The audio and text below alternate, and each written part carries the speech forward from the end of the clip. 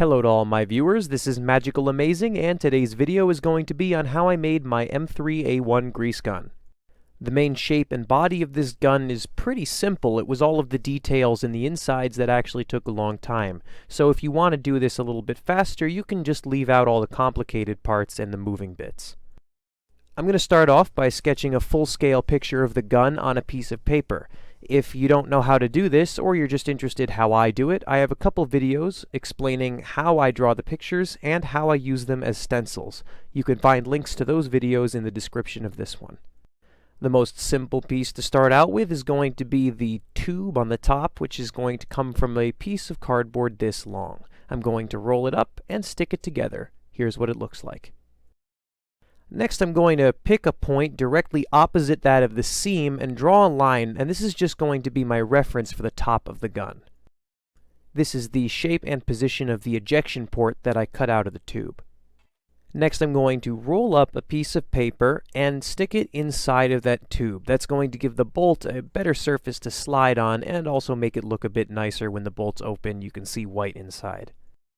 Of course, that's going to cover the ejection port that I just cut out, so I'm going to have to mark and remove the ejection port from the paper tube as well. Here's what the tube looks like once I've cut out the hole from the paper. Next, I cut a strip of cardboard and wrapped it around the front of the gun, which will be the collar around the chamber. The bolt started off as a strip of cardboard of this width. I'm going to put it inside the tube and trace out where the two indents on the outside of the bolt will be. Here's where they are. Next, I cut out the two indents, rolled up the bolt, stuck it together, and this is what it looks like. To fill in those holes, I cut out a couple pieces like this, and here's what they look like once they're put in. For those of you who'd like to simplify the build, you can just skip all the steps that involve the recoil spring guide rods, but I did cut out these two pieces of paper and a couple tubes that they will slide in and place them inside the bolt like this. I'm going to wrap a couple more pieces of paper around the ends of the guide rods, which will give it a stopper at the end for the bolt. The stoppers make it so the bolt will stop at a certain point on the guide rods and not fly off the end. I then made a panel like this, which will fit over them and fit inside the sleeve at the front of the gun that I had made before. It's just important to know that when you do attach this piece, you need to make sure that those indents on the bolt are lined up with the ejection port, or you will have made them for no reason. Here's another view of the guide rods that are glued into that circle plate from earlier. For a little bit of extra detail on the front of the gun, I cut out two strips of cardboard, one corrugated, one not, for the knurling out in the front of the barrel cap and the weld right behind it. Here's what they look like glued on. The hinge is going to have the main piece, which is the full length of the hinge, and a strip of paper wrapped around the middle to bulk it up to give the end pieces something to hit against and not slide. For the opposite side of the hinge, the side that's going to be bolted onto the gun, I cut out a piece of cardboard of this shape and attached it to the hinge. This is how. Note that I glued the fixed side onto the end pieces, not the middle. I glued on the hinge part that I made here on the other side of that center reference line before, just a little bit off-center from the side of the ejection port. Details on that hinge are going to be these pieces here, and this is how I attach them to make them look nice. The actual dust cover is going to be a piece that is this shape that is bent to the same curve as the gun. Here I've attached a little strip between the hinge and the dust cover, which is going to allow it to swing open and close. I used another strip on the inside of the hinge to give it a little bit more support.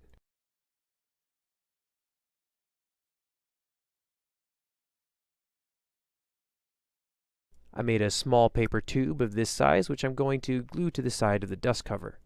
Here are the rest of the rivets and safety plate that will be on the dust cover, and here's what they look like when they're attached. On the outside of the dust cover, you can see where I've attached a few rivets, and on the inside, you can see where I've put the safety plate and the two rivets holding that on.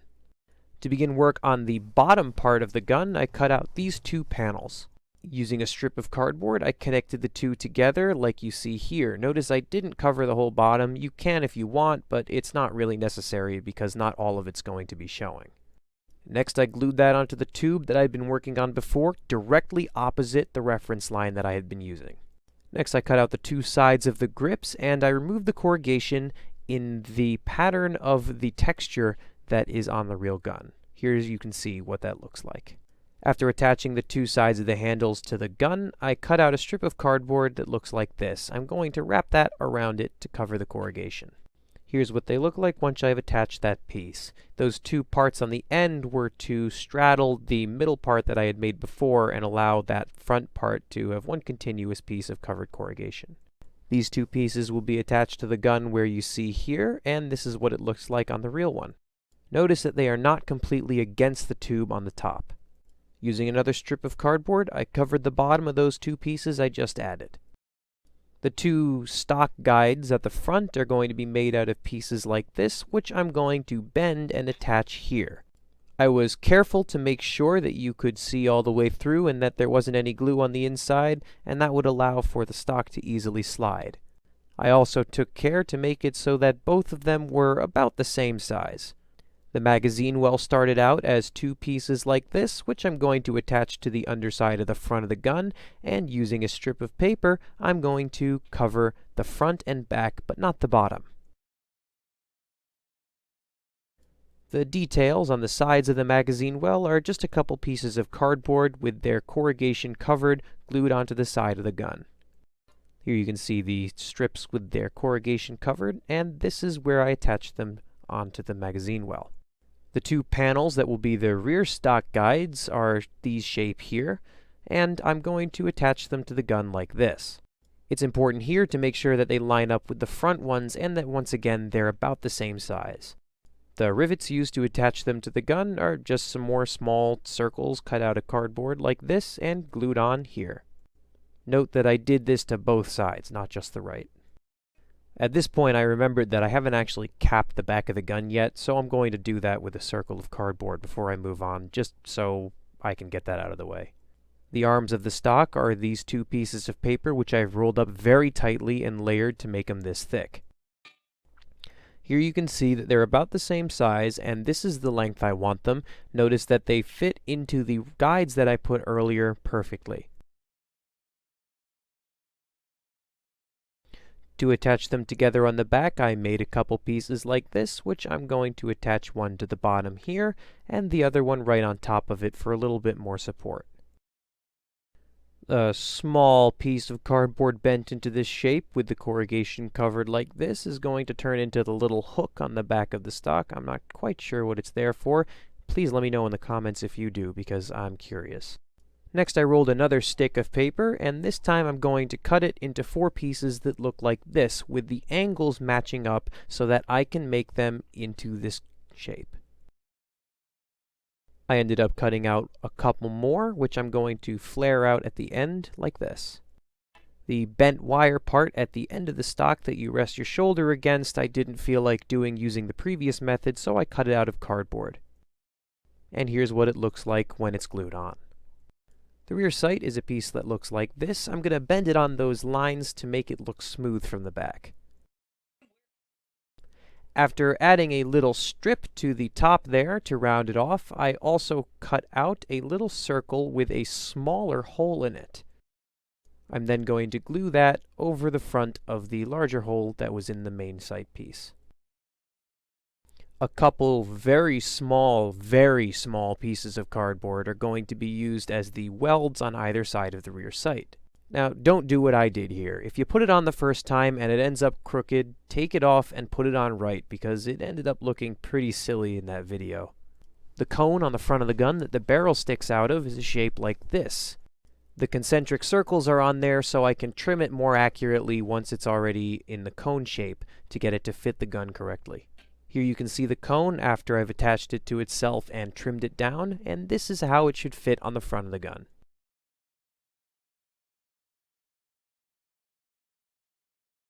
I've rolled the barrel and cut out a hole in the center of the cone just large enough for the barrel to fit through.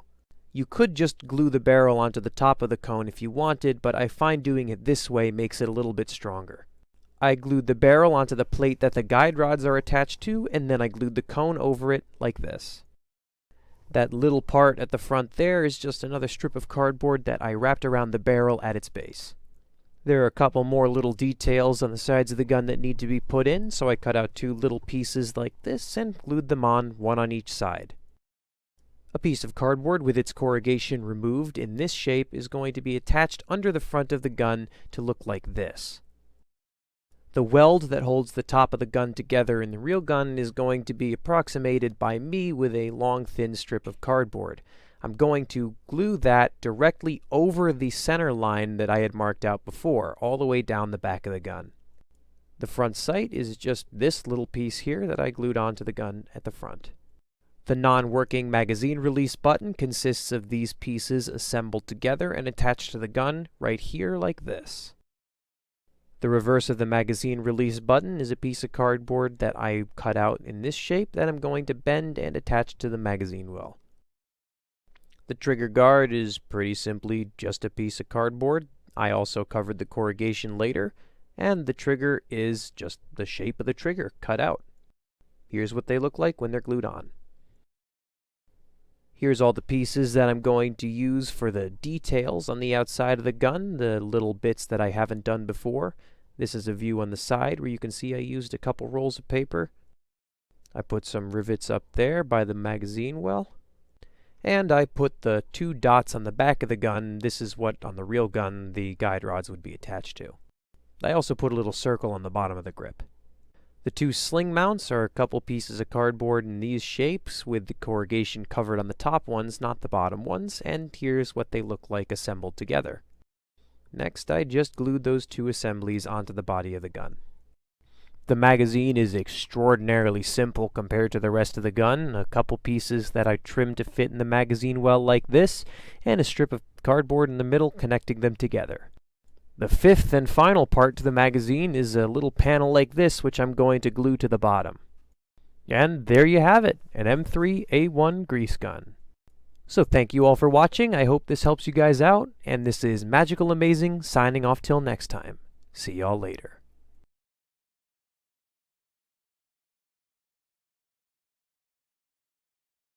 It isn't just a giant Tech 9. It's an M3. God damn it.